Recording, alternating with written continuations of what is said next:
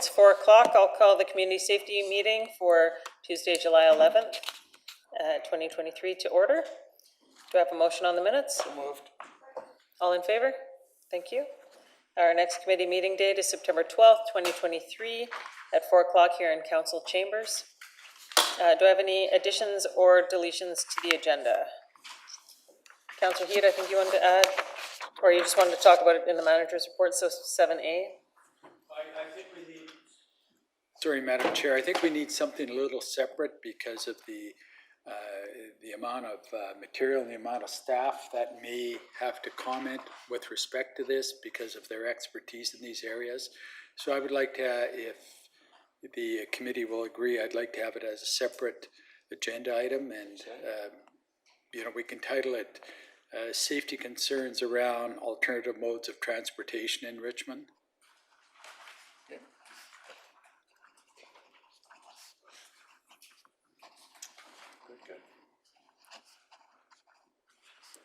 Okay, we'll call that 7A, shall we? And then 7B, Councillor Hobbs, you wanted to? It's called Project Iris. Project Iris. It'll be short.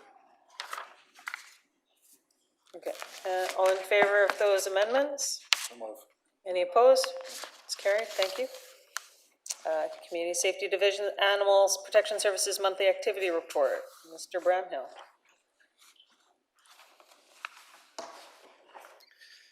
Thank you, Chair. Nothing further to add. Open to questions. Move the recommendation. All in favor? Thank you.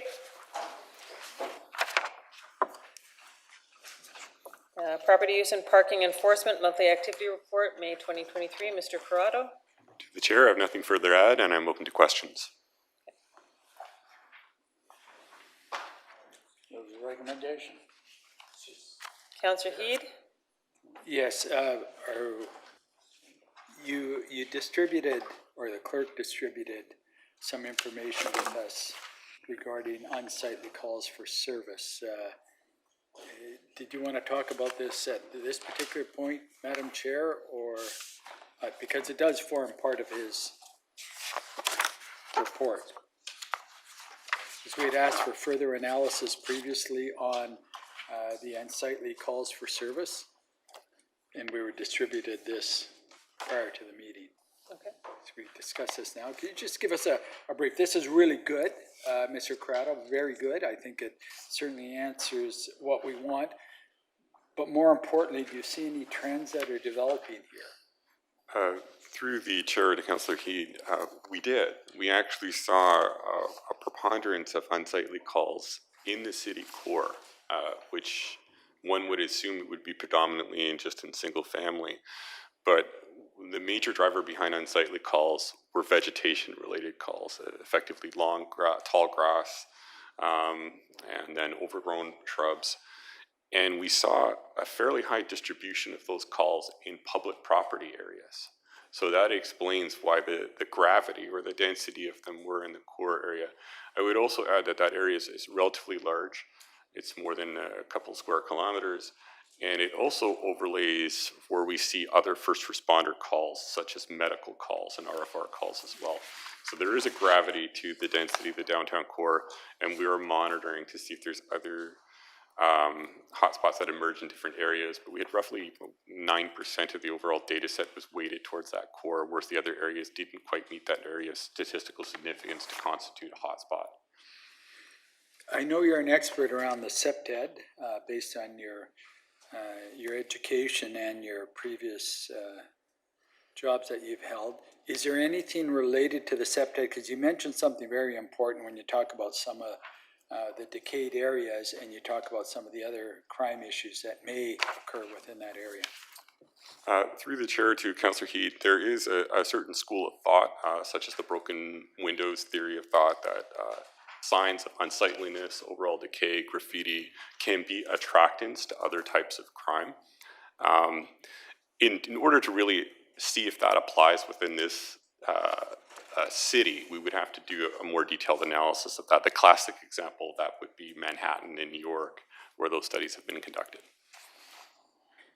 And my last comment is, so based on this, Do you find any recommendations going forward that we could do to deal with these overgrown vegetation areas which are in public spaces? Through the chair to Councillor Heed, we definitely saw another correlation. I should have added that this is driven a lot by seasonality.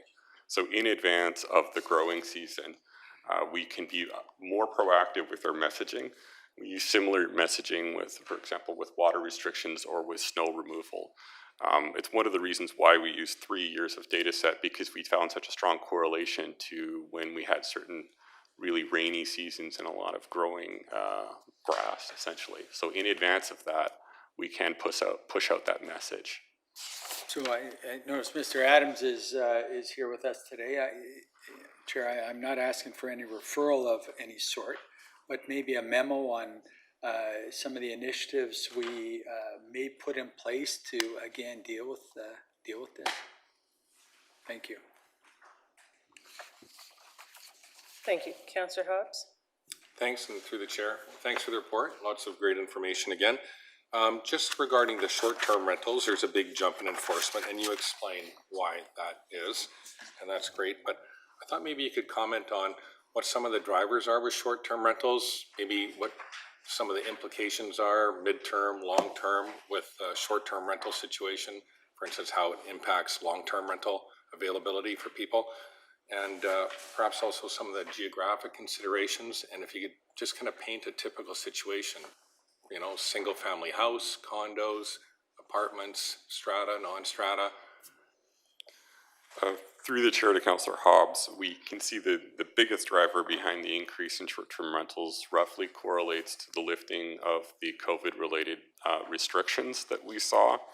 Now there's international travel. Richmond is a destination of choice. We do have the proximity of the airport, our proximity to Vancouver, in the United States. So we typically see a lot of short-term rental violations in association with people who are staying here temporarily, usually for tourism purposes. However, we have not seen a distinct pattern when it comes to the type of dwelling. We've seen a preponderance within multifamily. We've seen preponderance within single family, and we've seen a distribution quite broadly across the city. So we've seen cases in Burkeville, Steveston, and Hamilton, in addition to the downtown core.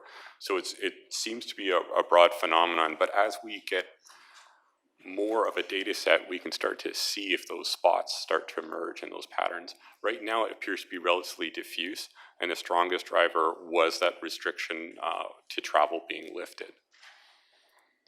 Okay, just one quick follow-up through the chair. To me, it seems likely that there's a pretty significant financial incentive for short-term rentals versus long-term rentals. If you look at how much you can make on a short-term rental versus renting a house out per month for a couple of years to the same person. Is that a fair comment? Through the chair to Councillor Hobbs, that is a fair comment, and there have been cases where people can make tens of thousands of dollars a month associated with certain large properties if there are multiple units. Okay, so my last question is then, do we know if that's significantly impacting our longer term rental stock in terms of houses or apartments? Through the chair to Councillor Hobbs, there is a certain school of thought that this does have an impact on housing stock in different jurisdictions. Right now, we don't have that information at the ready to be able to comment on that. Certainly in other jurisdictions, that argument has been made. Through the chair, if I may add, because that was my file when I started this portfolio. So council has given us specific direction that some of the principles when we started the short-term rental is to make sure that it has minimal impact to long-term rental. So the requirement is that, you know, the owner or an occupier has to be in the dwelling. The only ones that can have multiple rooms would be in single family where they could go with maximum of 3 rooms. But if you're in a strata unit, the strata has to give you the permission to the owner. So the owner is either occupying the unit or the tenant has the owner and the strata's permission. So there's always somebody living in a unit on a long-term basis for most of our short-term rental stock in Richmond. Okay, thanks. Just one clarification that you brought up. So when it comes to a single-family residence, does the owner have to be the Yes. occupant of the house? Yeah, so you can have a maximum of 3 rooms rented out to two occupants per room, but the owner has to be living in the house. Thanks. Thank you. Anybody else? We have a recommendation? So moved. All in favor? Thank you. Richmond Fire Rescue?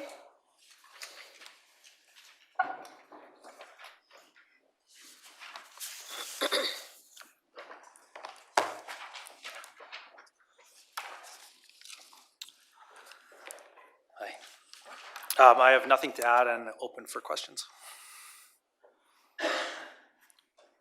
Councillor Heed? Yes, Deputy, I just, more or less, this is just a comment, but I want to just pass on thank you to your organization for clearing up the opiate and opioids term that is using here. And for those that are and this is just a comment, nothing directed toward the fire service. Those of you that are prohibitionists for alcohol in parks, go to CS 26 and you'll see overdose poisoning, May of 2023. Opioid 7, alcohol 1. My comment. But I'm glad that we're clarifying and sorting out, and you can see a significant difference when we start to look at some of the trends that are being identified by the fire service on their calls when we're talking about opioids and comparing to some of the other substances that are used out here. Other than that, thank you. Thank you. Anyone else? Thank you for the report. I have one question. On CS 25, it talks about strokes, and last 2022 in May, it was 17. This year it's 32, so it's nearly doubled what it was over last year. And I'm just wondering, is this increase a function of an increase in number of strokes in Richmond, or is this a function of a lack of ambulance response? To the chair, I don't have any comment on that. I don't have any knowledge. Okay, maybe if we could get a little memo on that or something. Just because seeing a number rise by that much, is that something we should be following up with? Is this something we should, have our pool staff aware of, this kind of stuff, if strokes are on the rise for whatever reason? And if they're not, then we can let it go. To the chair, perhaps it could be better education around stroke. BC Ambulance has done a big campaign on how to recognize stroke, so perhaps more strokes are being recognized, whereas in the past, maybe patients were transported to the hospital and it wasn't identified. Okay, One thank thing you. that I only have the Richmond statistics. I can't compare it to the greater region. Okay, thank you. Okay, we have for recommendation? You have another And comment? just following up on that, because, we all know people that are having strokes, and if they're not found right away or something like that, the consequences of that. But that's a very good point, and I think somehow we should get some information from Coastal Health on that to see if there is something we can do as a city, as an educational piece from that point of view. And is it the aging population? Because you're right, BC Ambulance has done, we still see those commercials. Yeah, the face commercials, right? Yeah, exactly, and even on the back of their ambulances, they have the things to look at, but I'm not sure if it's resonating, but that would be some valuable information we could have from a medical point of trying to deal with it from an educational point of view. Okay, maybe I'll send a request into Dr. Dower to find out more. Thank you. Councillor Glanders? Thank you, Chair. I just want to make a comment on a comment that Councillor Heed said. I just don't want to really leave that, because I don't think that the chart saying the overdose poisoning incidents by type are representative of the whole picture of the harms of certain substances. So more people may get poisoned quicker from an opioid and not an alcohol, but that doesn't mean car accidents, assaults. We've already had the stats that Canada-wide alcohol is still the most dangerous substance that we use. So let's not minimize that. We have a recommendation. Second. Okay, all in favor? Okay, thank you.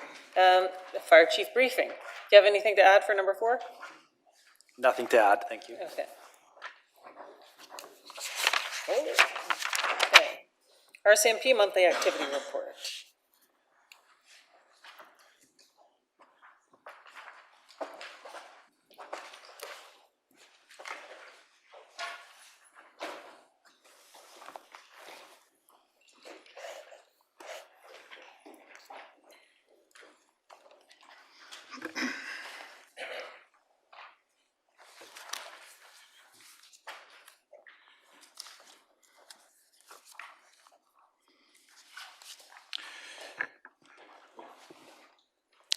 Good afternoon, Madam Chair, councillors, members of the staff.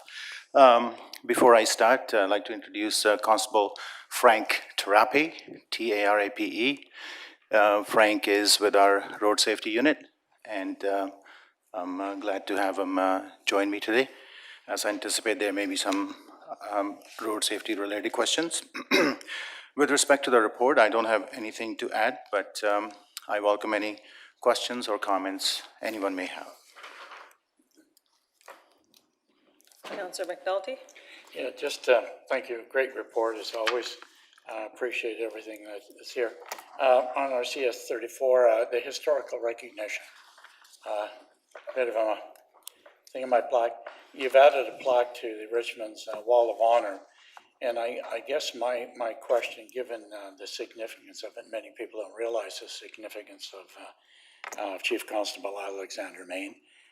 In the province of British Columbia, not just Richmond, the province of British Columbia, whether the RCMP and or the police in general would look towards establishing a cairn in Steveston to commemorate and recognize this gentleman. We could historically probably be within 30 feet or 40 feet of where he was murdered, and on it. And the other thing as well with that kind of recognition, whether they, given you have that in the Wall of Honor, any of the other, we'll call them pioneer constables of the day were recognized in any way, shape, or form. Thank you. Through the chair to Councillor McNulty, that's an excellent idea. Chief Main was recognized and is in the Wall of Honor in Ottawa. And I think anything we can do to ensure that his legacy lives on in any means or ways, I think it would be wonderful, not only to the citizens for our community, but all the police officers as well. Yeah, I guess something maybe we can follow up through one of the other committees and contact with the RCMP. And it's not a matter of money, it's a matter of recognition historically, because if you wish, that site would be one of the historical sites, even though it's a place on the ground. Yes. Thank you. Thank you. Great report. Thank you. Councillor Heed? Thank you, Madam Chair. Just a couple of items. I want to point out that, again, under the hate crimes and hate incidents that were profoundly prevalent here previously, and the credit goes to the RCMP and their campaign to deal with the hate crimes and all that, but year to date, 0. And I think that is absolutely fantastic. Even if you look at the files are down significantly from the previous 2 years. So again, this is great. I think we can't overemphasize the importance of this, but we can't overreact to it. The question I have relates to the assaults that are serious, and this comes from Councillor Liu's comments last night, which were relevant, is domestic violence. And I don't know if you can answer this now, Chief, or the member beside you, but what would you say the percentage of alcohol involvement in some of your officers' domestic violence calls? To the chair, to Councillor Heed, I'm sure I can get that information, but I just don't have that readily available in these reports. As we all know, sometimes it is the economic situation or other frustrations, but, alcohol or drugs is a factor in many instances. So it is something that we can look into it and report on that. I just think that might be valuable, given that we're going into a pilot on the alcohol thing, just to make sure we're covering it, because Councillor Liu pointed out, we want to start to measure things like that. So that would be something that would be of value to council, especially over the next 2 months. Thank you. Thank you. If I could just add on to that, I realize this is just assault serious, which means a weapon was used. And so I imagine the majority of your domestic abuse or domestic violence files don't involve a weapon. And so they fall under a different category. So if we could just understand how much domestic violence is happening in Richmond, and relate it also to alcohol, but also understand maybe we need to be reaching out more and getting the message out that there is help available. There are resources available for people who are suffering from domestic violence, intimate partner violence, et cetera. And I think those are useful to know too. Yes, thank you. Thank you for those comments. And we do have our members who are assigned to our Special Victims Unit, and they work closely with victims of domestic assault, not only with the victims, but their families and their children as well. So we do help them, and we do provide the support that they need. And then obviously our members remain engaged with our other partners to ensure that the support services and those support mechanisms are in place for them. Thank you. Councillor Galanders. Thank you so much. Sorry, through the chair, thank you so much for this report. It's great, as always. Just want to commend you for all the investigations that are coming up with suspects and arrests, notably the home invasion where 6 suspects have been arrested. Just on page CS 34, just want to highlight how serious that is and how terrifying it is, and I hope that the occupants are okay after they're being assaulted, and so thank you for that. A question about, so assault's serious with a weapon. When somebody gets assaulted with pepper spray, is that considered a serious assault with a weapon, or is it a different? Through the chair to Councillor Galanders, if someone is assaulted with a pepper spray, it is classified as assault with a weapon. Now, when it comes to pepper spray, this is something that's regulated by Health Canada, and obviously, for an individual to possess that is for use in a wilderness area. However, whether it's pepper spray or if it's bear spray, if somebody is caught carrying that in our pocket or in their jacket, that's a criminal code punishable offense of carrying a concealed weapon. Thank you, and that brings me to, so on CS 35 under robberies, so it says there were 9 robberies in May, an increase of 7 incidents from the previous month. Still within the average range. Pepper spray was used in almost half of the robberies. So in that case, are they just threatening with the pepper spray and taking stuff, or was there also an assault with the robbery? Through the chair to Councillor Galanders. In this reporting period, I have noticed some of our youth have been exhibiting violent behavior. And some of these incidents are youth using pepper spray on others to commit minor related crime, but still it's a crime. And these youths, they are, on our radar. We have dealt with some of them, and some of them have gone through the court process, and some are on curfews, And we're working with them, and especially with the launch of our Yankee 30 program, working with the Ministry of Children, Family and Development, Probation Services, and Social Services. No, we are trying to help them from both angles. But it is some misbehaving, misguided youth, and we are trying to help them and their families. Yeah, so it's safe to assume that almost all of the pepper spray incidences was with youth. That's correct, yes. Yeah, it seems to be very much increasing. Yes. Thank you. Oh, one more question. Sorry, under sexual offenses, so there was a 20% increase from the previous month and more than double the number of incidences reported in May 2022, but it's still within the average range. So, like, how long do we take the average from? Like, just within a 1 year average, or like over a 5 or 10 year? Or? We have determined that it's best to capture the data for over a 5-year average.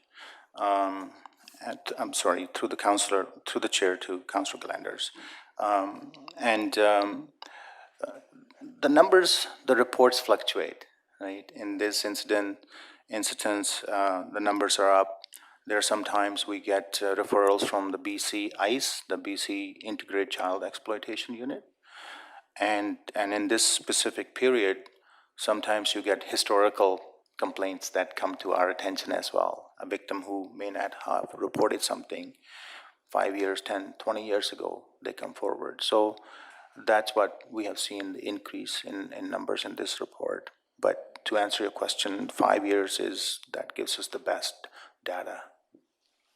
Great, thank you. And just a follow-up, the suspects being identified in 75% of the remaining incidents, and the other is the prosecution rate up or in the average range or above average now?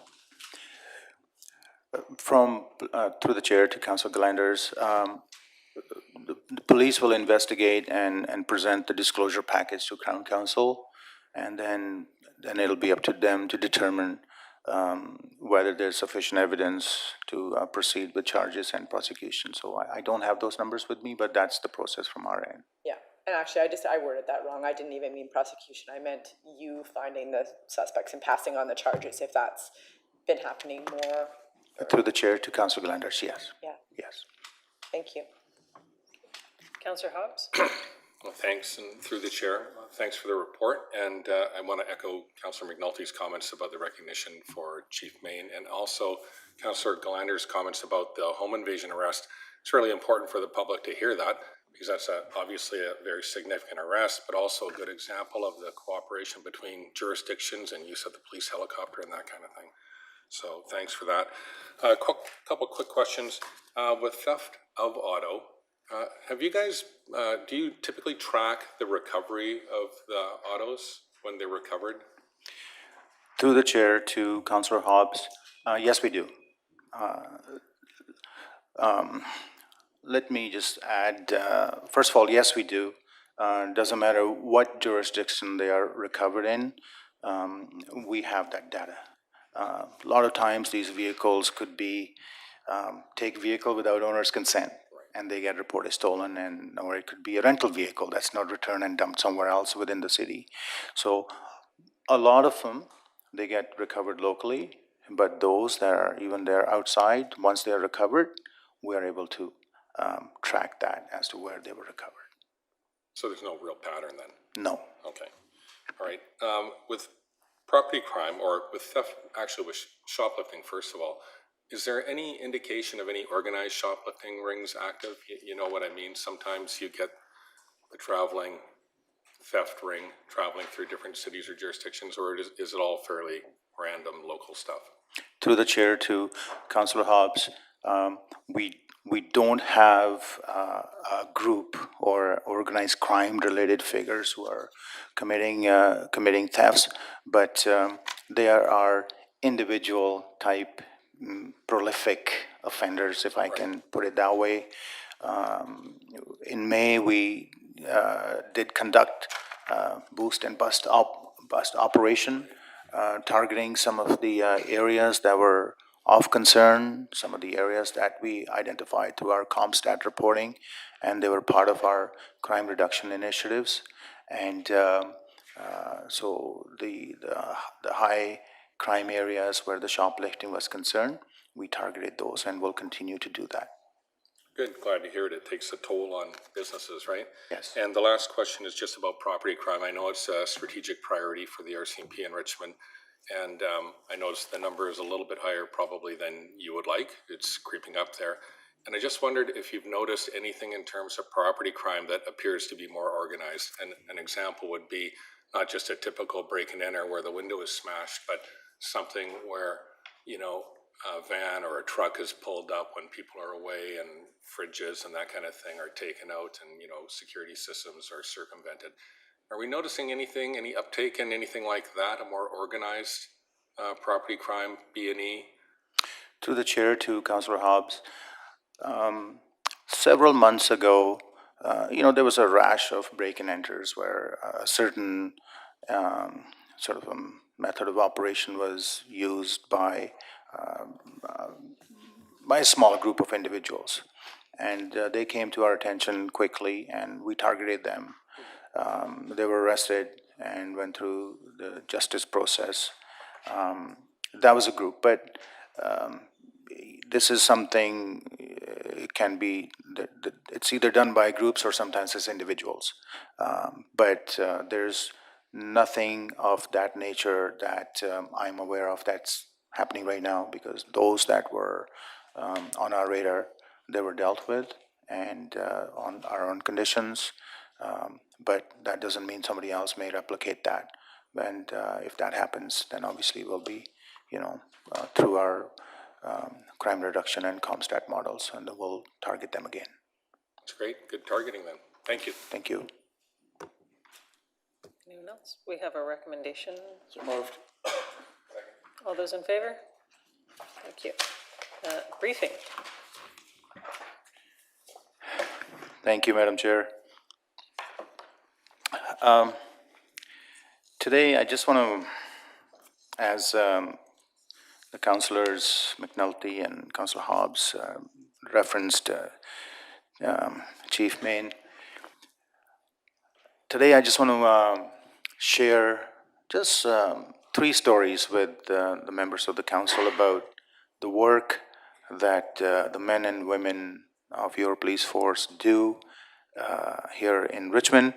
And sometimes the public is not aware of what they do, or or the recognition that they deserve. So, but it's important for me, whether it's an employee or a member of my staff, or sometimes even the public, because public is out there helping us prevent crime or help find missing persons. So I'm just going to very quickly share 3 stories with you about my role in recognizing our employees and member of the public, because I think in any organization, when whether it's a pat on the back or some incentive, or you buy someone coffee or lunch, or give something in writing, or recognize them in front of their peers, goes a long way. One of the incidents I would like to share with you is from May. As you know, that we work very closely with CFSU BC, that's the Coordinated Forces Special Enforcement Unit. We work collaboratively with them, and obviously their mandate is organized crime, gangs, gang prevention, illegal gambling, and they are always here when we need them, and sometimes they are here on their own doing proactive work. So in May, Sergeant Warren, Tutka Luke, and Constable Bring, they were working here in Richmond, and they received a call on the air, which the Richmond RCMP received as well, a high priority file involving a suicidal male who had held a firearm to his head in the presence of his partner and was threatening to kill himself. As the Richmond RCMP members were responding, the CFSU members happened to be very close to the scene and were the first ones to respond. Both CFSU members took control of this high-risk call for service and they directed junior members to different containment points surrounding the residence. They devised a containment plan and ensured entry was safely made to the unit, taking into consideration the safety of the neighbors. The individual was safely apprehended and given the proper care. Now, shortly after Sergeant Tutkaluk cleared from this incident, there was another call. And several minutes later, there was yelling at the intersection of Number 3 Road and Westminster Highway. The sergeant noticed a male was actively fighting 4 other individuals. Sergeant Tutkaluk quickly intervened and safely took this male into custody. And it was learned that this male had just committed a robbery while using extreme physical force.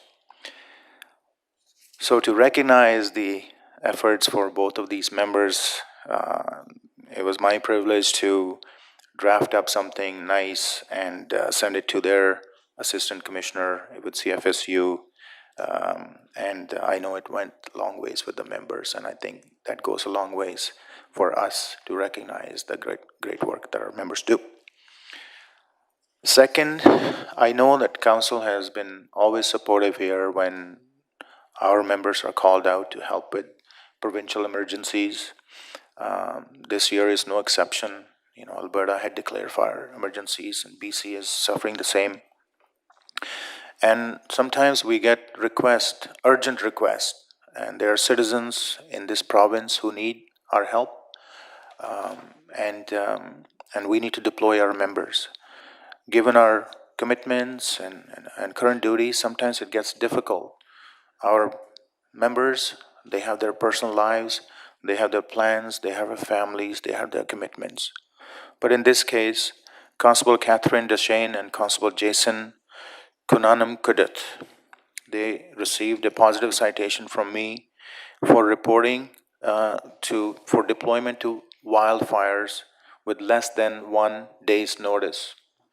Going to the wildfires, drop everything, all your plans, and go into hostile, extreme situations to help families dealing with emergencies totally speaks to these members' commitment and dedication to duty. These members were deployed for a 7-day period in Fort St. John, and the other member was, one member was deployed to Alberta because they desperately needed some help. And this happened shortly after our province had signed Article 9 of the Emergency Act. So kudos to these members, and they deserved a positive performance report from me.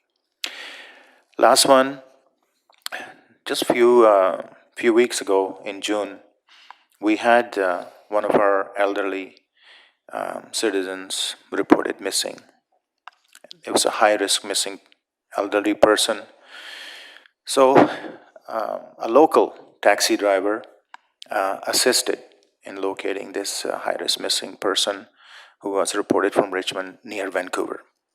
The taxi driver had read a fan out, and he realized that he had seen this female in a field near the river.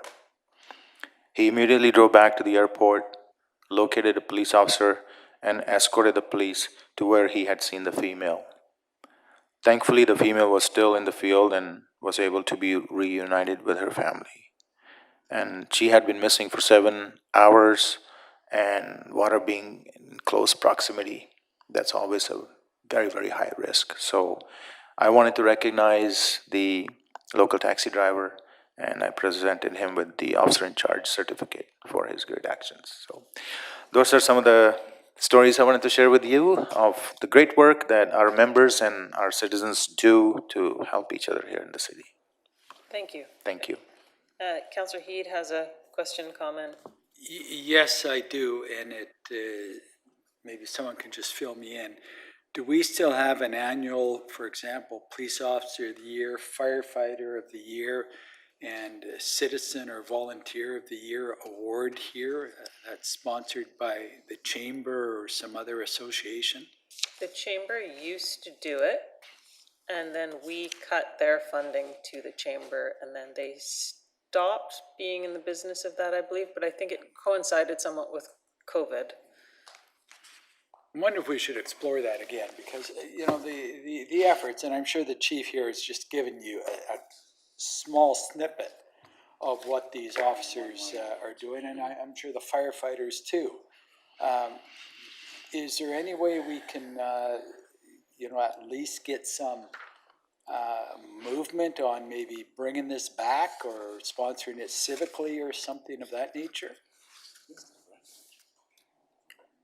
I'm the rep to the chamber, we can find out, but the police and fire have been doing their own, I think, appreciation in the last few years. To the chair, yes, we have been, and I'm trying to make it even more formal event where, from my past experience, it's nice to have your children, your partners attend these functions and have your parent or your family member being recognized, and that sort of forum has a special meaning. I am planning to do that in Richmond for the Richmond RCMP. So it's a work in progress, yes. And I guess then it leads me to the point, and I'll leave it up to council whether they want to look at this, some type of referral. Because I think it's so important, because I know Vancouver still does it, other municipalities still do it. It's a regimental type event for the firefighter, for the police officers, for the community citizen. Is something we can do to look at that, whether it's a grant we can offer to an organization for a gala event to recognize this, or something of that nature. I'm not sure where we would, you know, maybe it's gonna go to Clay or something like that back there, but some type of Well, movement on this. I agree with you. I think we should do something. I think we should do a referral to staff to have them come back with some options. So whether it's we host it as a city or we provide the grant to some other organization, and then who should be involved in it, whether it's RCMP and fire and other first responders, so ambulance and say the military and search and rescue, Yeah. if they should be involved in it, or, so maybe some options. So the referral would be for staff to come back with some options on Recognition of first responders. how to first response recognition by or in conjunction with the city of Richmond, and funding options and partnership options. Does that make sense?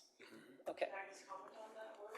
Could that also include outstanding citizen actions? Like I know recently a boy kept that girl alive that was run over by a car. Like he literally held her skull and did CPR until the first responders got there. And I was wondering if we had some sort of a recognition award for that or something like that. So could we all, not just first responders, but like outstanding in all the categories? I think the question would be who does that. So if, knowing that, you would refer it to police or fire, and then they would give the commendation versus us creating our own event. Where we and maybe we want to have that where we create our own, but that could have its own, what am I looking for? Conflicts versus if it's dealt with on sort of the staff level, I think, that it might make more sense. So yes, it does include what you're talking about. Yes. But it goes through Through the first responders. Yes. Okay. Perfect. Thank you for clarifying. Agree with that, or? Do you want to comment on this? Yes. Comment on this, very, very much. Yeah, thanks very much. I think before we rush off, I think we should review the previous 911 awards for first responders. We did have a very copious program on that, and you're the liaison and sponsored by the Chamber of Commerce, and on it, as well as what you're doing. And I think it proves, one, we must, in my opinion, do something. You never give enough recognition, etc. Not only for those who deserve it, but also the public, as you were talking about. And I have been approached numerous times by a potential sponsor that would like to revise the 911 awards, they call them, not only Richmond, we wanted to do it provincially, but there are groups out there that are exactly what the OIC's direction is, who are willing to be involved and help from a financial point of view, whatever. Obviously, the OIC would control the awards, but they did include all first responders, RCMP, right through to the Marine Rescue, on it, what you're talking about, and that kind of thing. And those of us that were at those dinners know how successful they were in paying tribute to those that keep our community safe. So I think it could be a response to staff to look at. There's lots there, but there's lots already being done and have been done, and potentially COVID stopped it. And you might bring it up at the chamber next time you have a meeting too. Are there anybody interested, because you're official liaison? As opposed to, see what kind of response we get. And I will pass on the other contacts that I have that approach me to whoever that would like to do something along that line. So I think it has legs, as they say. I guess my only comment is, we need a central person to do it, and it should not be No, it should the be first. our staff, that it Yes, should go through. and that's the so- point I want to make, versus you having to go off and have a separate conversation with someone else. There should be centralized somewhere. No, I think we should go forward with this referral. Yeah. Because I think that'll do it. Yes, and as an aside, we would expect staff to reach out to the chamber to see if they're interested, and then we can create a process. So it's for staff to come back with options on first responder commendation or recognition, including hosting and funding options. Yep. Does that make sense? Okay. All in favor? Thank you. All right. Good. Okay. Councillor Hobbs, sorry. Okay. Thanks, and through the chair. First of all, it's really great that you came forward and recounted those incidents that happened, because you're absolutely right. We've just discussed the importance of recognition and everything. So that was fantastic. And it's really important for the public to hear things like that suicide call, so extremely high risk. And you hear about incidents when it doesn't go well, but the police and other first responders, fire, do so much so well 98% of the time. So that's great. And just on the motion that we already passed, I fully support that. I think it's great. And I think Councillor McNulty's right. I think it probably exists in the 911 package. I remember those dinners. And so a lot of that is probably already there. So, and it will include civilians and all first responders. So I think that's great. Thanks very much. Thank you. Thank you. And to avoid musical chairs, I apologize. So we'll make 7A go first, and we'll do the manager's report after we keep our brass up here for a few more minutes. So, safety concerns around alternate modes of transportation. Councillor Heed, you had a question for staff? Yes, I do, and I think certainly it's going to probably involve Mr. B, Mr. Corrado, and Mr. Adams up there as being part of this discussion. So I didn't want to play musical chairs, and I'm not sure, Chair, how you'd like to do this. I know there's several questions that are going to be directed towards the chief and the member beside him regarding enforcement practices, but I think it's got to be more than that. So before I actually, when I brought this forward, I didn't come up with specific wording for the referral, so we could have this discussion and have a bit of an understanding before the referral goes forward. So I'll leave it to your expertise, Chair, on how you want to do this, but so many people, 1, 2, 3, 4 more of them have input into this. Okay. Would you like to lay out your concern? Yes, just for a little background on this, is I've been noticing, well, for quite some time, that there is a significant amount of people that are utilizing alternative modes of transportation. And we as a council, and what we're doing in our infrastructure and Mr. B's stuff is we've been promoting it. We've been good at it.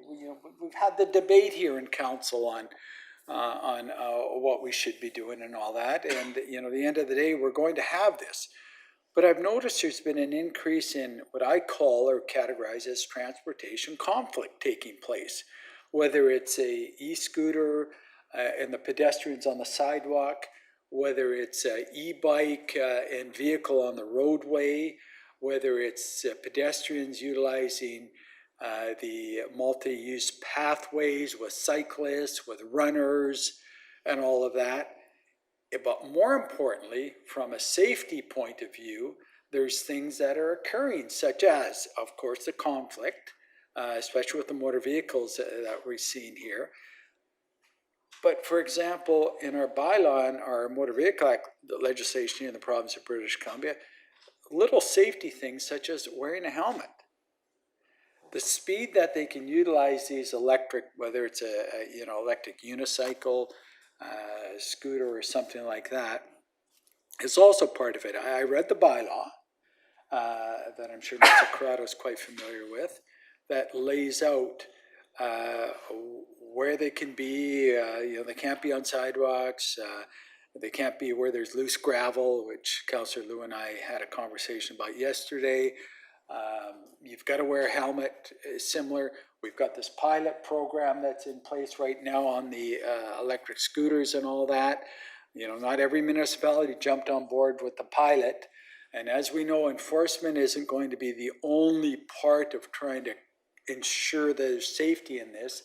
Education is a critical piece. And I always use the analogy of what we did with seatbelts. It wasn't the enforcement when we made seatbelts mandatory that I feel, because I was in PoliceNet then, it was the educational piece that was so important that I think really put us over the tipping point on people utilizing seatbelts and stuff like that. So I wanted to have that discussion here to see what we can do to, again, prevent a fatality or a serious injury or a life-changing injury to the people that we're encouraging to recreate or travel to work and or shopping or something like that.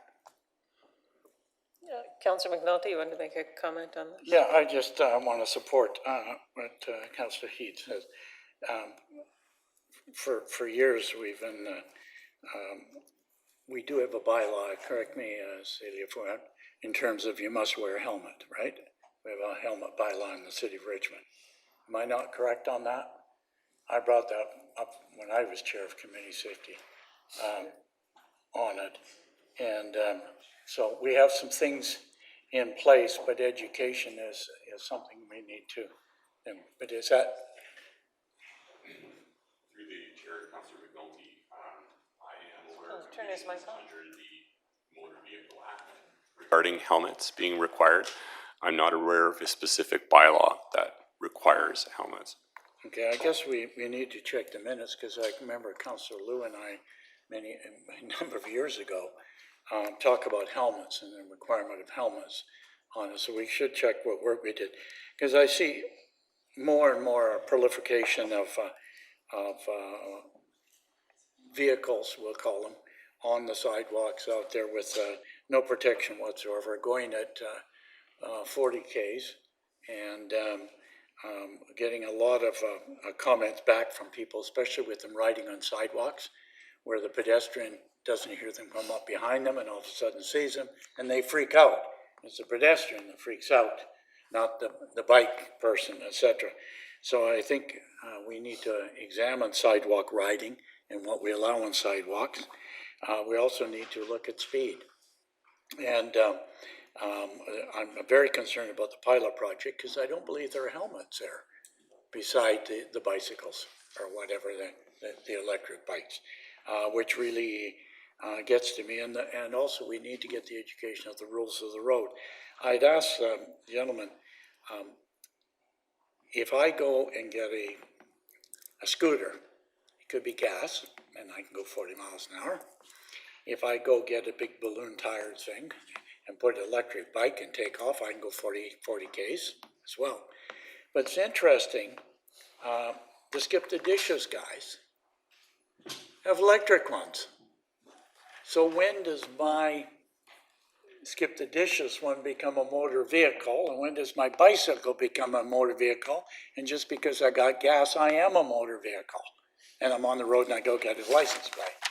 And I'm sort of, following along, and I brought this up on the So I think we need to look at it from a safety point of view, not only of the participants, but also the pedestrians, because accessibility now is not, I remember when I got my first 3-speed bike, it was a big thing from the old regular bike, and then some people got 10-speed. Well, now, they got cars on 2 wheels, and away they go. So I think it's now, and it will continue, that we need, through the chair, to address it, because we have 2 things. One, recreation.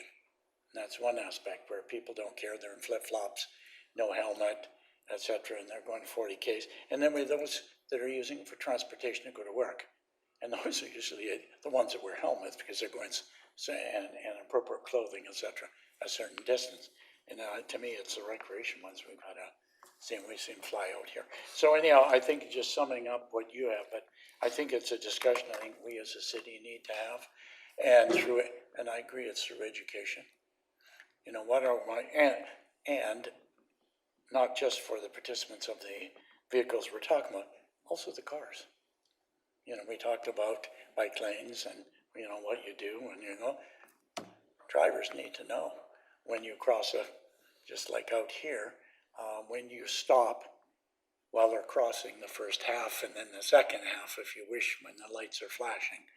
So anyhow, through the chair, I can go on and on, but I think others shouldn't. I'd like us to have a referral to look at this in quite detail and maybe get some expertise from the RCMP on this and that. And I don't want the RCMP to go out and pull people over and say, here's a ticket for it. No, we can do a lot of education through our resources to say, hey, when we do these community center bike checks and stuff, where you bring your bike in, you get a check, hub down here at Thompson and stuff, there's an awful lot we can do. So anyhow, I'd be interested in hearing others, because I thought we had a helmet requirement. Well, I think we do, and I think there's a provincial one, but why don't we go around and hear from everyone? Yeah, Then staff can respond, and then we can maybe excellent. come to some agreement on some sort of a referral that maybe addresses staff's ability to come up with some options or recommendations as to what they think we need to do, whether it's within, writing to the province, limiting things or whatever. So, Councillor Galanders? Thank you, through the chair, on this topic. I really think the Lime scooter thing is great. I think it's going to keep expanding. People use it when they are traveling and they don't have a car. They just jump on a scooter and take them to a restaurant. I don't think that they can go 40K. They can go 20, and they're actually limited. There's a limited speed built in, correct? 20K.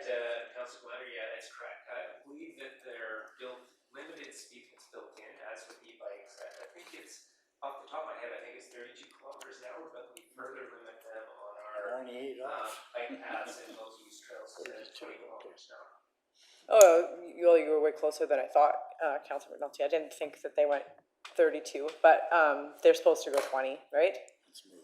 Through the chair to Councilor Landers, on multi-use pathways, they're supposed to go 20, and on regular bike routes, I believe they're allowed to go 32. It says, okay, I just looked at, I have to go check that. yeah, I just looked it up. There was like a shared road thing, it's 15, and then on a pathway, it's 20.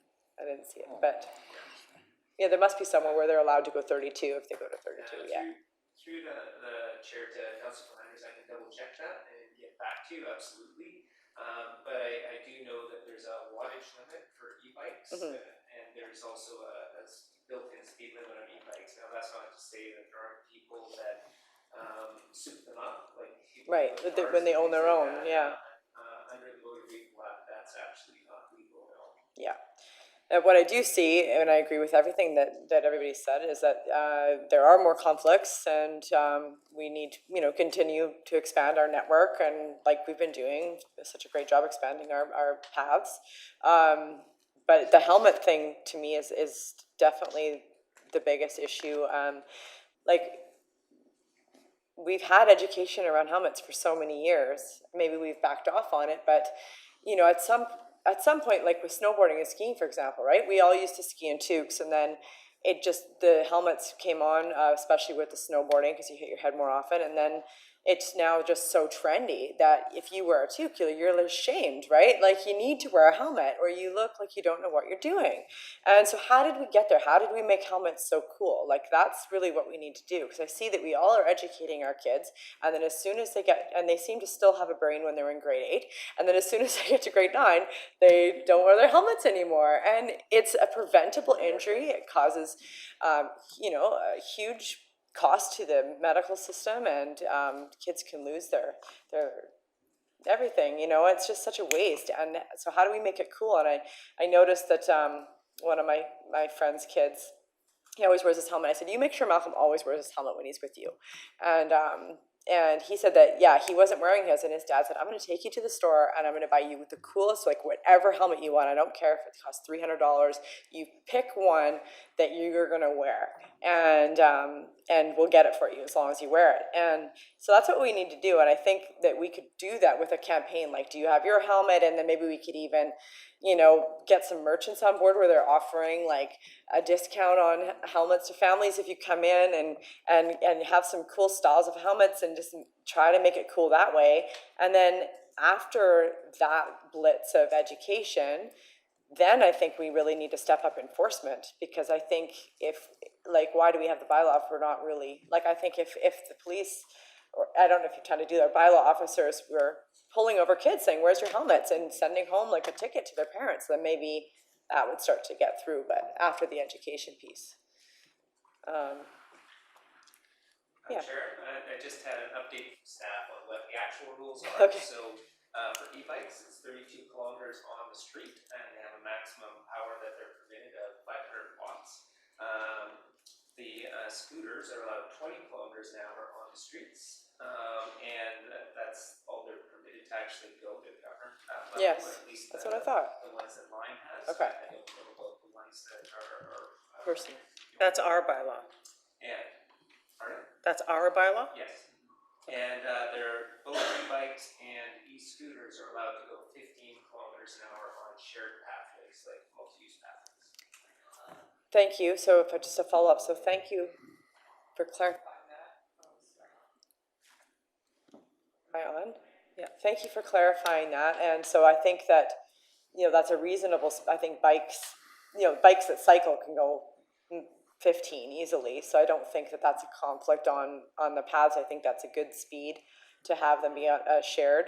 But what I don't see is, I don't think there's helmets on the Lime scooters, right? Like, they don't have, like, no, like a tourist isn't going to show up with their own helmet, right? They're supposed to be on They're them. supposed to have them? Yeah, like the bikes have them. I didn't see them. Like if you go and get the Shaw bikes and the Lime bikes have them, The Lime bikes, but do the Lime scooters have a helmet hanging there? they're supposed to.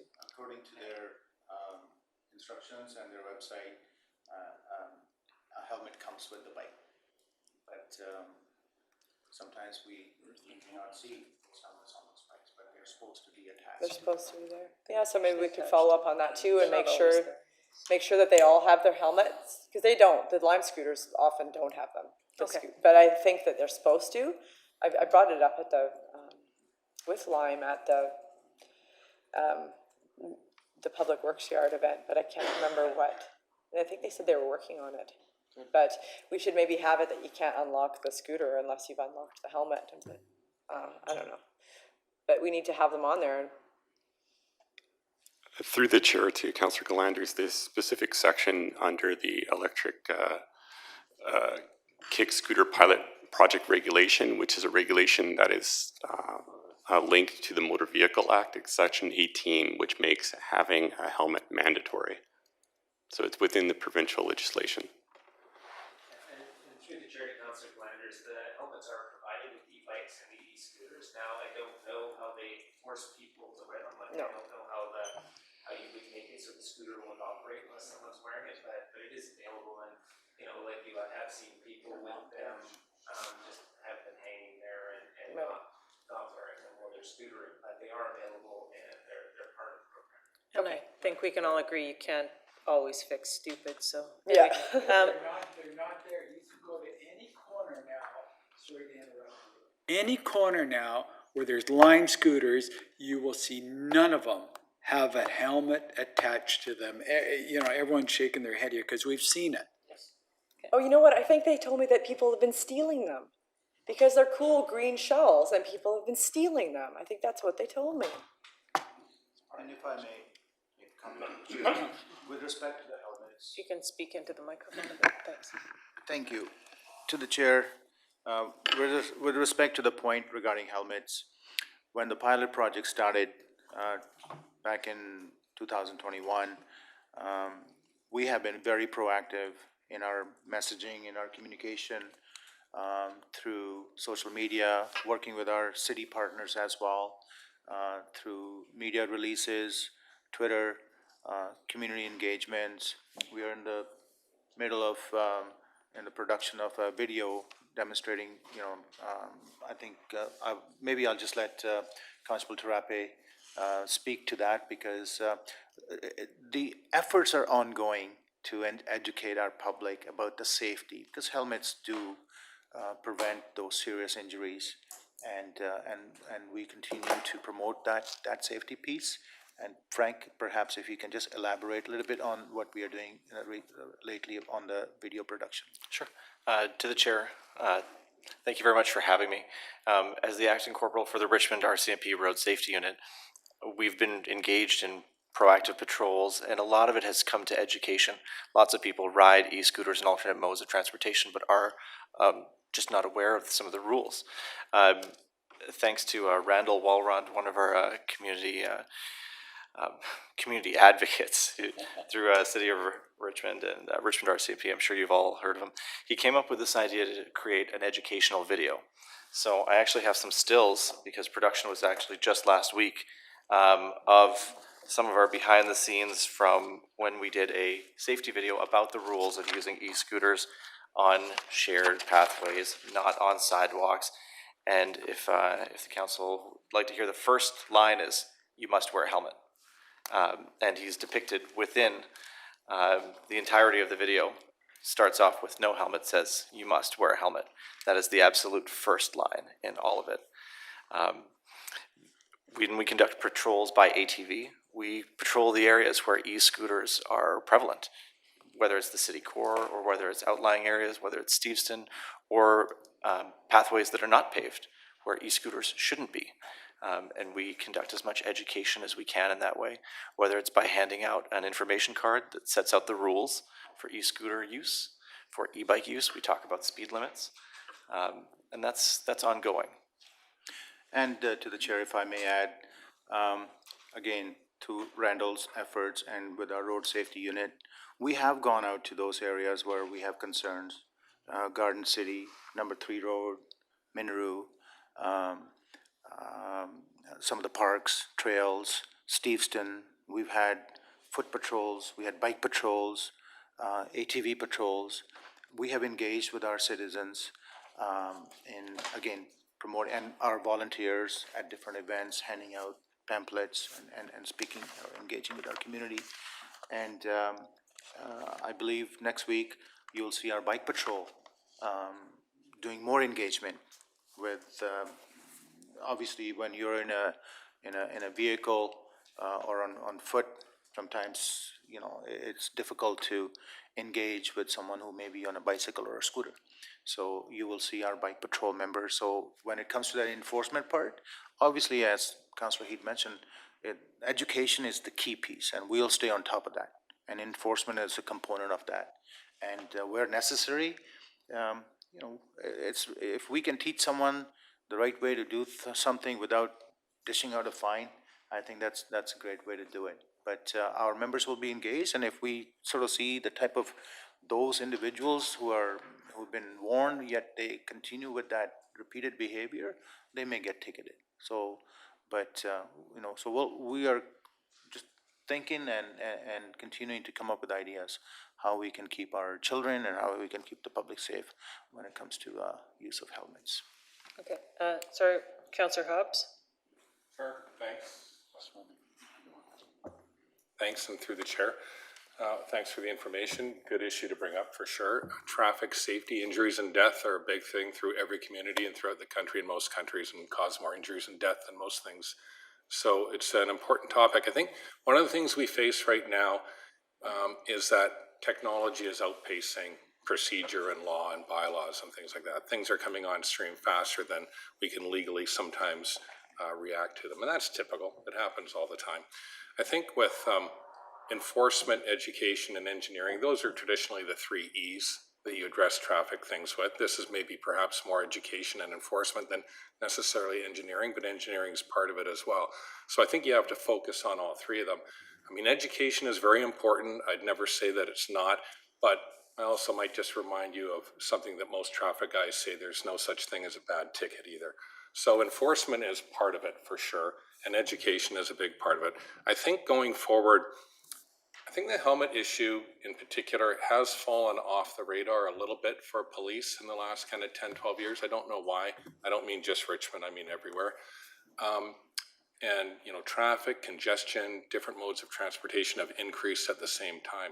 So I think going forward, what I believe has to happen is you have to work not just with Richmond, but with all policing partners and all other partners. Fire is part of it, ambulance. I think it's a thing for the BC Chiefs of Police to bring up with their traffic safety committee. I think the BC Medical Association is a big part of it because they're ones that really push the helmet thing. And they have a whole other level of credibility when it comes to health and safety than police or different enforcement aspects to it. Ambulance is part of it. So I think going forward, maybe it just has to be raised at that level, and maybe the BC Chiefs is one place for you to start in particular, maybe fire chiefs as well. And that's a big part of the education piece and enforcement, and sometimes engineering is part of it too, depending on our multi-use pathways and things like that. So those would be my comments, but it is an important topic. Thank you. Councillor Au? Well, as much has been said, so I'm not going to repeat them, but I want to point out that this issue has been raised previously at the Public Safety as well as the Transportation and Public Works Committee. So I think this is an ongoing issue. And I share Councillor Hobbs' observation that the emphasis on wearing a helmet while you're biking has been overlooked, I think, in the past 10, 15 years. I remember that when I was still working for the Richmond Health Department, when we first introduced the bylaw or the legislation about the requirement to wear a helmet. I think, wow, it was very a strong message being sent, but I think in the last 10 years, or, you know, some years ago, I think people seem to forget it. And I saw 5 people riding the bikes on Granville and Mineral today. Adults, none of them wear a helmet, and I think no action has been taken. So I think whether you call it education or enforcement, I think some kind of intervention has to happen. And I think also because there's so many things going on right now, on top of the e-bikes, e-scooters, you know, you have all kinds of devices right now that are going very fast and kind of unregulated. So yeah, I'm truly supportive of, you know, going forward with education, intervention, enforcement, and probably, you know, an overall assessment of the situation and come up with certain options on, you know, what we should do to deal with this kind of situations. I think it's timely. Okay. Councillor McNulty, you'd like to speak again? Yeah, I'm just going to be very quick because we can exhaust this all night, but I think we need to support, we need some action from us, and I think we need to support what the RCMP is doing in an educational blitz on it. I think that's when we get to start somewhere. I agree with everything you said. I think if you talk to the Vancouver Coastal Health and Emergency, tell you how many concussions come in on a weekly basis. That's a measure of what's happening out there, and we don't even know about it, that they come in. But I think if you've got material already, we should be helping distribute that in community centers, on our website, get Hub involved down the street here, and at least try to do something. If we take one small step, we'll get to the bigger steps, but at least you're already doing something. We need to do something as well, and together I think we can do something. And that would be the referral, how we can work with the RCMP to get an educational blitz out there. School's out, unfortunately. It's the other way. We should be hitting the schools in September. Every bike that comes to school should be taken a brochure, if you got that little brochure, and tape it to the bike. And get some of our volunteers out there, which do a great in traffic, and let them know, because nobody's gonna read it, okay? That's what I'm saying. In the community centers, a lot of people go to the community centers, at least it's a step to get some going, and then it's gonna be word of mouth. Like you said earlier, it's not cool to wear that, here's my design helmet. Wear a helmet, at least if we get that across, that's a step in the right direction. Maybe work with the RCP and our communication strategist. Yeah, that's what I'm getting to. Awareness Yep, campaign. educational blitz. Yeah, I think, well, that'll come as our referral, I think. I'd like to make a couple comments too on this. I see that we have a range of mobility devices.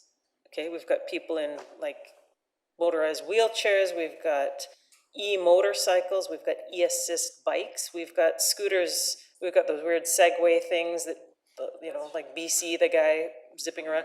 We've got those skateboards with where they stand sideways on it. Like I know my children, they have low-speed electric scooters. They're rev limited, they don't go very fast. Their bikes are faster than their scooters are, right? My oldest child, who's 11, prefers to ride his bicycle because it's faster. We've got, a limit of 32 kilometers on the street, but I can take my road bike and go 50K down the hill at UBC. So, you should be able to ride your bicycle as fast as you can ride your bicycle, right? And the Tour de France guys are going 70 kilometers an hour on their bikes in the Peloton, right? So, to limit your e-bike that's helping you get to work slower than you can ride your bike seems a bit strange. On the flip side, they shouldn't be allowed to go on multi-use, the railway line isn't where you should be riding your e-bike that can go 50 kilometers an hour. And most of the guys in the Peloton aren't trying to rip down railway, greenway either. I think staff needs to look at the contract with Lime and hold them accountable to whether or not they're doing what they're supposed to do. And if they're supposed to have helmets there, then they need to figure that out. I've heard a number of people talk about, well, how are we gonna educate? And maybe we need to look at, are we willing to put money forward for something like grants to put together for kids to create their own TikTok videos of why it's cool to wear a helmet or what they're doing. Maybe it goes through the school board, maybe it's a project in conjunction with the school board, and maybe it's with the universities, because maybe it's those slightly older people that's where it's falling off, because we don't know who's using it and who's not. There's a lot of anecdotal commentary from around the table of who's using helmets, who's not using helmets, they're not available. I saw someone without a helmet. It's like, on the flip side, you don't always have to legislate a good idea, right? People are going to do things that are bad. The benefits of riding a bike is still greater than the risk of biking without a helmet, right? Your health benefits of being out on your bike. You look at Netherlands, everyone hasn't fallen off their bike onto their heads, right? They're figuring it out, they're getting places, they're going places. That being said, when something is essentially an e-motorcycle, then it needs to be legislated differently, and maybe we need to be sending, as much as I hate to say this, sending a letter to the province, advocating for something more to happen around that, because if you don't even have to pedal, then is it still a bicycle anymore, and now it's a motorcycle? Where is the distinction? It's obviously at some sort of CCs of power, right? And how is that measured, and who's governing that, and how does it go? Chair, if I can help sort of clarify. There's recent case law. The case law is called RV GADBAN, and it was hammered out in the Supreme Court of Canada in regards to what makes a bicycle a motor vehicle when it has a battery. And the crux of the case law sets out that if the pedals, even though they're functional, are mostly cosmetic, they're what you're riding is a motor vehicle and it requires insurance.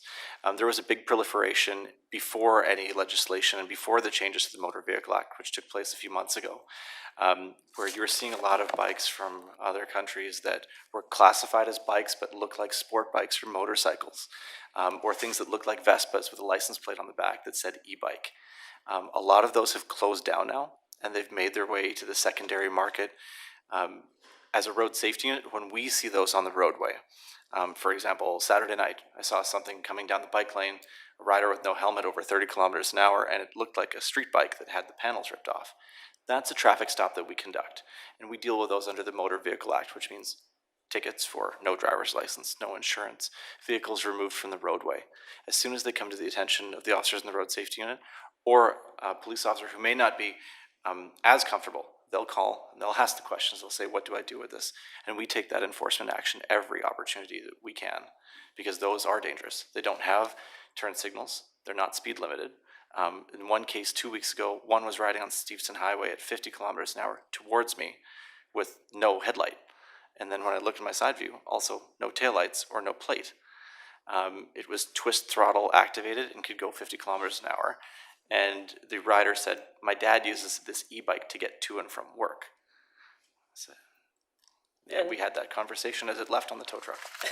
Well, and I think following that is, perhaps within business licenses, we know we have these delivery services using certain modes of transportation.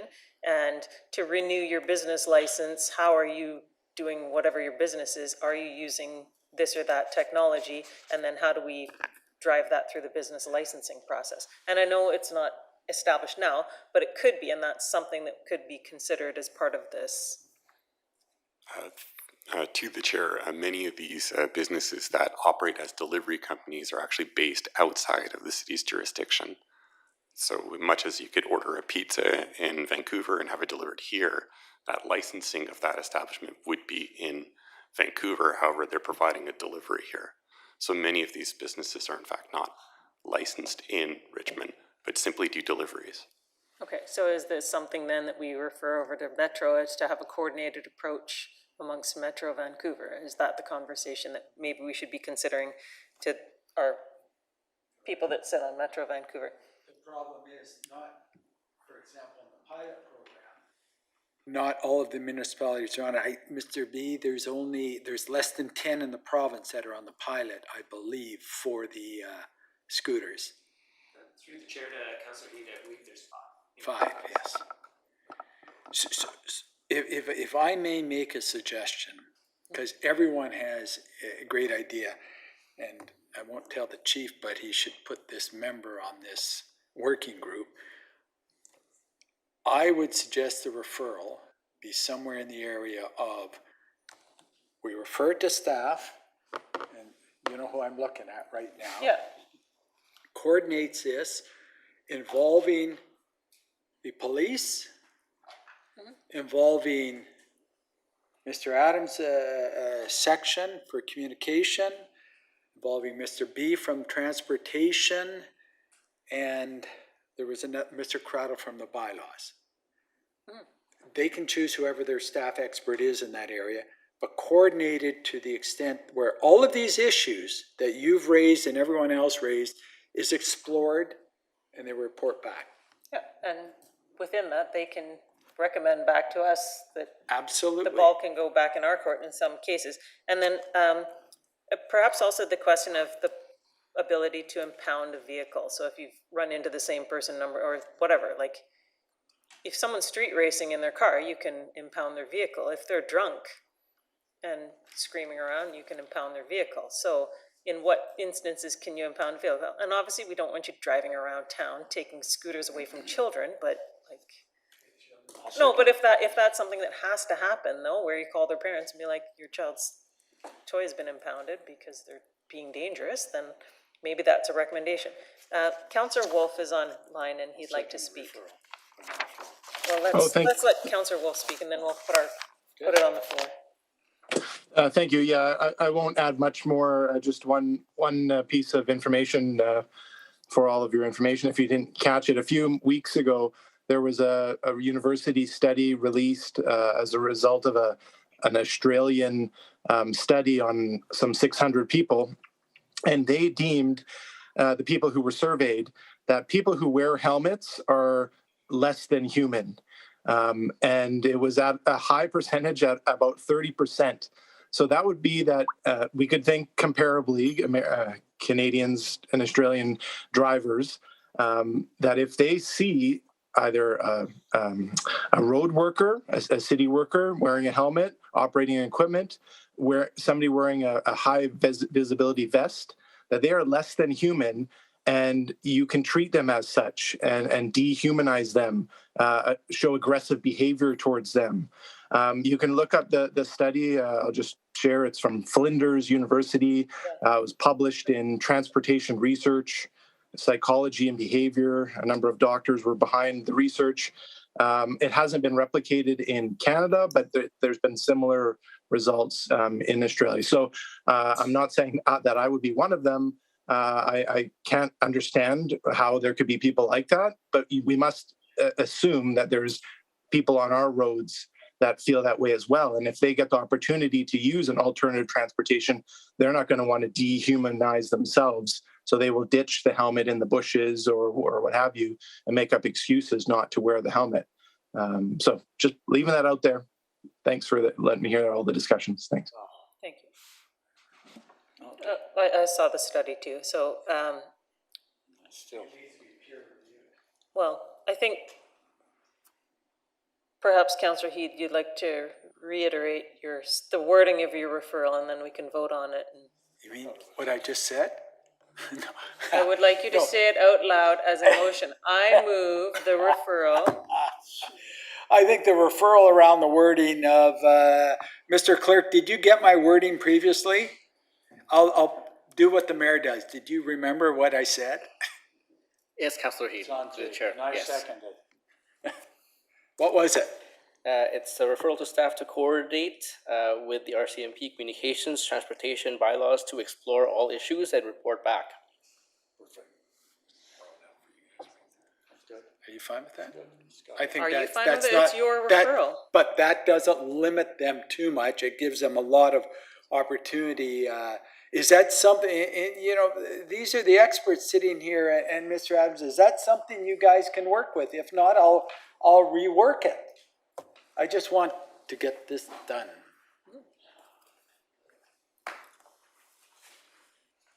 Can you turn on the mic? Thanks. Through the chair, the scope was quite wide-ranging. To report on all the issues that were discussed will take a lot of staff and other expertise time. So it may be an interim report coming back and sort of building a scope and what that might take. So, you know, I don't want to promise that we could do it. It's coming into summer. There will be people not available and so on. So I don't want to take something that right now looks really large in scope based on the wide-ranging discussion. I would like to come back and say, you know, here's what we understand, and here might be what the resources we need in order to do this, and then at that time you might want to limit some things or add something to it, if that is okay. Okay, perhaps you also want to stage it, so if there's something immediate we can do, Correct. short term and Yes, I long think term, the so give us education some. one, we can certainly step up, because a lot of that information is already on that website, and the RCMP is already working on some of that. So that is, I don't want to say, you know, low-hanging fruit, but we are already working on those ones in any case. But to some of the legislation or, you know, the wide-ranging amount of studies, are they even relevant, or can we even impact any change based on those? That might take Okay, or more like, academic work. or something even as immediate and straightforward as like a pop-up thing at the Maritime Festival or something, Yes. right? That would also require, you know, staffing and all the arrangement of stuff, so. Although we won't be able to approve it in time to do it, but. We do those education without council approval on a regular basis. So I think, you know, for things that we can do immediately, we will continue to do them. And we can come back and say, you know, here's a range of things that we are already doing. Here's where we think we could add more to it. And the implication may be X, Y, and Z. Thank you. Okay. Is that, That is right. And, you know, again, I want to thank you guys, because this has to be a collective effort, or we're not going to succeed in increasing the safety. And okay, let's call the question before we forget. Okay, call the question. Okay, it's passed. Any opposed? Thank you. Okay. And before the RCMP go too far, Project Iris, Councillor Hobbs, you'd like to pose your, Yep, thanks, and through the chair, the chief superintendent and I have spoken about this offline already. But Project Iris is, simply put, it's a voluntary program that has raised its head in other municipalities and is being looked at by others. But what it is it's where private home security systems that already exist can sign up, much like you can sign up for Blockwatch, and they can sign up and be readily available for the police in case there's a serious incident or some kind of crime. And what the police do now typically is if there's a serious incident or a crime that might be helped by video, they'll do a video canvas and walk around and look for cameras and seek that. You've probably heard them on the news ask for dash cam video for some incidents. So video is very important. And all this is, it's a voluntary program, or the police would have people voluntarily sign up like Blockwatch. So for instance, my house has video camera. They'd know that. If something happened in that block, they go, oh, Hobbs has a video. Maybe we can go see if that captured anything. Completely voluntary, doesn't involve putting in more cameras. It's taking advantage of what exists, cuts down on their time in the investigation for having to walk around and solicit it, although they'd probably still have to do that. And what I'm asking for simply is a referral to staff to have a look at what other cities are doing and with the RCMP decide if it's something that's viable or not. I'll second that. thank you.